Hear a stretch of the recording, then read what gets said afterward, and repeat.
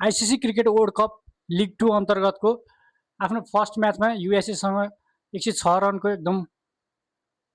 Big डिफरेन्सले horn पुगेको नेपाल अब दुवैसँग खेल्न गइरहेको छ र यो म्याच एकदम इम्पोर्टेन्ट रहेको छ। नेपाल पोइन्ट्स टेबलको 7औं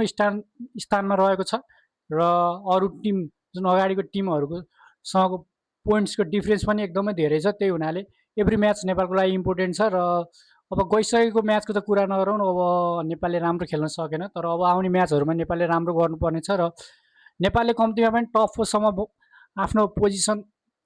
सुनिश्चित गर्न सक्यो भने नेपालको लागि धेरै राम्रो हुनेछ र यदि नेपाल बटम 2 मा रहन पुग्यो भने नेपालको ओडिआई स्ट्याटस पनि एकदम डेन्जरमा रहनेछ। त्यही हुनाले टप 4 मा पुग्नु एकदम आवश्यक रहेको छ र भोलिको म्याच युएईसँग रहेको छ, एकदम इम्पोर्टेन्ट रहेको छ र नेपालको ओपनरहरू कुशल भुर्तेल र आसिफ शेखले एकदम राम्रो स्टार्ट दिनुपर्नेछ नेपालको लागि यदि नेपाल जित्ने हो भने। र मिडल अर्डरमा रोहित पौडेल भए, त्यसै गरी आरिफ शेख भए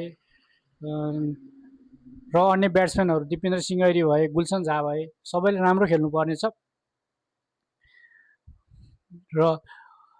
मेन भने नेपालको प्रब्लम भने ब्याटिङमै देखिरहेको छ र भोलिको म्याचमा नेपालले त्यसलाई सुधार गर्नुपर्नेछ र एकदम प्यासेन्स, एकदम धैर्यता राखेर 50 ओभरसम्म खेल्ने गरी एकदम स्ट्राइक रोटेट गर्दै धेरै डट बल नखेली होइन, बिग सटहरू त्यस्तो धेरै ट्राई नगर्ने, बरु स्ट्राइक रोटेट गर्ने र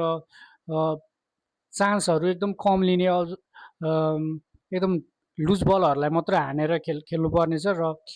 अब आसिफ शेख भए, रोहित पौडेल भए एकदम बिग सट खेल्न खोज्दा आउट भइरहेका थिए र त्यस्तो मिस हिटहरू हुन सक्ने सटहरू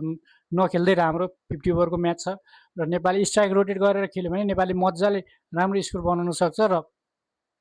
एकदम प्यासेन्स राखेर खेल्नुपर्नेछ नेपालले, यदि नेपालले राम्रो स्कोर खडा गर्ने हो भने र यदि चेज गर्दा पनि त्यसै गरी खेल्नुपर्नेछ। युएई पनि राम्रो खेलिरहेको छैन र नेपालले पनि जित्नै पर्नेछ।